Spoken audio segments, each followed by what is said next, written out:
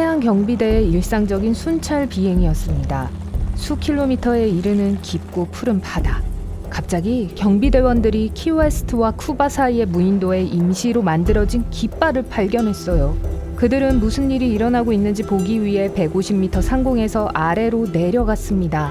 두 남자와 한 여자가 구조 요청을 하며 손을 흔들고 있었어요. 즉시 도움이 필요한 것이 분명했어요. 경비대원들은 악천후 때문에 즉시 착륙할 수는 없었지만 음식, 물, 그리고 어떻게 그들이 거기 있게 됐는지를 알기 위해 무전기를 내려보냈어요. 그 사람들이 바하마에서 무려 33일 동안 고립되어 있었던 것으로 밝혀졌습니다. 그들이 타고 있던 보트가 폭풍에 전복되었고 그들이 할 수 있는 일은 가장 가까운 섬으로 헤엄치는 것뿐이었어요. 그들은 또한 그 여성이 가능한 한 빨리 도움이 필요하다고 대원들에게 알렸습니다. 다음날 구조대원들은 헬리콥터를 타고 도착했고 조난자들은 키웨스트에 있는 병원으로 옮겨졌어요. 그래서 건강에 심각한 해를 피할 수 있었습니다. 구조작업에 참여한 모든 사람들은 조난당한 사람들이 상황에 얼마나 잘 대처했는지, 얼마나 조리 있게 말을 하는지에 놀랐어요. 음식이나 마실 수 있는 물 공급원이 없는 섬에서 5주 동안 고립됐었는데 말이죠. 그 사람들은 어떻게 살아남았을까요? 그들은 현명하게도 코코넛을 사용하여 수분을 유지하고 소라 고둥을 먹었습니다. 그리고 구조대원들이 볼 수 있도록 깃발을 잘 만들었어요. 만약 여러분이 비슷한 상황에 처하게 된다면 그것은 살아남을 수 있는 비결 중 하나입니다. 습하거나 젖은 나무를 태워서 연기를 내세요. 불을 삼각형으로 배열하고 커다란 돌을 쌓아서 SOS나 헬프라고 적어요. 이것은 모두 국제적으로 알려진 조난 신호들입니다. 만약 어떤 이유로 위치를 옮기게 되거든 돌을 사용해서 어느 방향으로 가는지를 화살표로 표시하세요. 구조대원들이 여러분을 볼 수 있을 뿐만 아니라 들을 수 있도록 도토리로 호루라기를 만드세요. 도토리 꼭지를 양손으로 잡고 엄지손가락과 집게손가락 사이에 끼웁니다. 도토리 꼭지 근처에 엄지손가락으로 삼각형을 만드세요. 입 가까이 대고 뚜껑이 있는 삼각형 안으로 입김을 불어요. 큰 소리를 내려면 연습을 해야 할 거예요. 너무 시끄러워요. 만약 길을 잃거든 3의 규칙을 기억하면서 침착하게 올바른 순서로 해야 할 일을 합니다. 우리는 공기 없이 3분, 극한의 온도에서 3시간, 물 없이 3일, 그리고 음식 없이 3주 동안 생존할 수 있어요. 그래서 쉼터를 만드는 것부터 시작하고 물을 구하고 그런 다음에야 음식을 구하세요. 만약 바하마의 생존자들보다 더 운이 좋아서 성냥을 가지고 있다면 방수 처리하세요. 얇은 투명 매니큐어를 바른 후 잘 마르도록 두세요. 항상 성냥불을 붙일 무언가가 있도록 하려면 플라스틱 상자 뚜껑에 사포 한 장을 붙이고 성냥을 안에 넣어두세요. 하이킹을 위해 짐을 싸나요? 면으로 된 옷은 야생에서 여러분을 안전하고 따뜻하게 해주지 못합니다. 땀이나 비에 젖으면 마르는데 시간이 오래 걸리고 젖은 옷은 마른 옷보다 25배 더 빨리 열을 빼앗아가요. 얼어 죽지 않으려면 폴리에스테르, 나일론 또는 양모를 선택하세요. 1시간 안에 마르는 극세사 수건을 챙기세요. 저 윙윙거리는 소리는 뭐죠? 겁을 먹고 달아나기 전에 벌의 존재가 좋은 징조라는 걸 기억하세요. 벌은 보통 물이 있는 곳에서 8km 이상 멀리 가지 않아요. 그런데 물이 더러워 보인다고요? 티셔츠나 반다나를 물 필터로 사용할 수 있어요. 티셔츠의 한쪽은 더러운 물이 든 용기에 넣고 깨끗한 물을 받기 위한 용기 위에 세워둡니다. 티셔츠 다른 한쪽은 빈 용기에 넣고 안에 물을 부으면 물이 통과하면서 여과됩니다.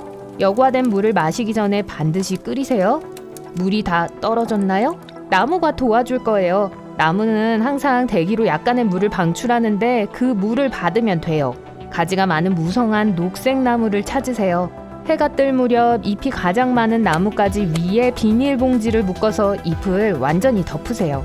봉지에 작은 돌을 넣어서 무게를 더하세요. 낮 동안 나뭇잎의 물은 이 봉지 안에 응축될 거예요. 이렇게 모은 물은 필터도 필요 없을 정도로 깨끗해요. 만약 태양 주위에 후광이 보인다면 그건 저기압이 접근하고 있다는 분명한 신호입니다. 그리고 24시간에서 36시간 안에 분명히 비나 눈이 올 거예요. 만약 후광이 깨져 있다면 폭풍이 그 방향에서 온다는 것도 예측할 수 있어요. 폭풍우가 다가옵니다. 젖지 않고 따뜻하게 폭풍우를 피하려면 방수 쓰레기 봉투 미니 피난처를 직접 만들 수 있습니다. 그냥 얼굴 구멍을 내고 뒤집어 쓰세요. 발도 젖지 않게 하려면 봉투 2개를 사용하세요. 천둥 소리가 들리거든 천둥과 번개 사이에 시간을 잽니다. 30초 이하라면 폭풍우가 매우 가까이 있으니까 어디라도 숨는 게 좋아요. 그렇게 할 수 없다면 높이 홀로 서 있는 나무로부터 멀리 떨어지세요. 만약 여러 사람이 함께 있다면 모든 사람이 번개에 맞을 위험을 최소화하기 위해 흩어지세요. 또한 쓰레기 봉투로 A자형 대피소를 만들 수도 있습니다. 중앙 뼈대가 될 만한 막대를 찾으세요. 봉투를 담요처럼 펴서 뼈대를 덮어요. 4개의 돌을 사용하여 모서리를 눌러줍니다. 쓰레기 봉투를 사용하든 말든 절대 축축한 땅이나 언덕 꼭대기에 대피천막을 짓지 마세요.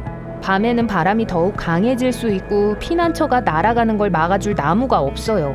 일단 피난처를 마련했다면 실내에 편안한 침대를 만드세요. 마른 잎이나 풀을 사용하세요. 추가 단열재로 옷이나 담요 밑에 넣습니다. 이 팁은 겨울과 여름 모두에 효과가 있어요. 우리는 몸이 만들어내는 것보다 훨씬 많은 열을 잃을 위험이 있어요. 밧줄이 없다고요? 식물로 직접 만들 수 있어요. 긴 풀이나 더 좋은 건 건초를 찾아서 닦거나 끈으로 엮으세요. 또한 나무 껍질이나 땅에서 주운 나뭇가지를 사용할 수도 있어요. 야생, 특히 덤불이 많은 곳으로 모험하기 전에 신발끈이 나뭇가지에 걸리지 않도록 하세요. 헐거운 부분을 덕트 테이프로 발목 윗부분에 붙이세요. 그러면 적어도 끈이 엉켜서 넘어지지는 않을 거예요. 모험을 준비할 때 최소한 하나의 기본적인 매듭을 익히세요. 절 믿으세요. 생명을 구할 수 있습니다. 만약 고리를 통해 밧줄에 무언가를 연결해야 한다면 보라인 매듭이 도움이 될 거예요. 꽉 잡아 당길수록 매듭은 더 단단해져요. 밧줄을 손 위에 놓고 그 안에 작은 고리를 만드세요. 밧줄 끝부분을 위로 당기고 아래쪽에서 고리를 통과시킵니다. 너무 복잡하다고요? 그럼 이렇게 기억하세요. 토끼가 구멍에서 나와서 나무 한 바퀴를 돌고 그리고 다시 구멍 속으로 들어가요. 네, 줄을 감고 고리를 통해 다시 아래로 내려와야 합니다. 이제 조이면 매듭이 완성됩니다. 만약 더 오래 먹을 수 있는 음식이 있다면 비닐봉지나 얇은 천에 싸서 밀봉하세요. 고무줄, 머리끈, 번지끈을 사용할 수 있어요. 느슨한 토양에 음식이 들어갈 만한 크기의 구멍을 파세요. 배고픈 동물들이 먼저 발견하지 못하도록 수건으로 덮으세요. 구멍을 흙으로 다시 채우고 이끼, 집 또는 잎을 깔아요. 만약 얼음이나 눈이 있다면 냉각 효과를 위해 사용하세요. 나중에 찾을 수 있도록 어떻게든 표시하세요. 이제 상하기 전까지 2-3일 보관할 수 있어요.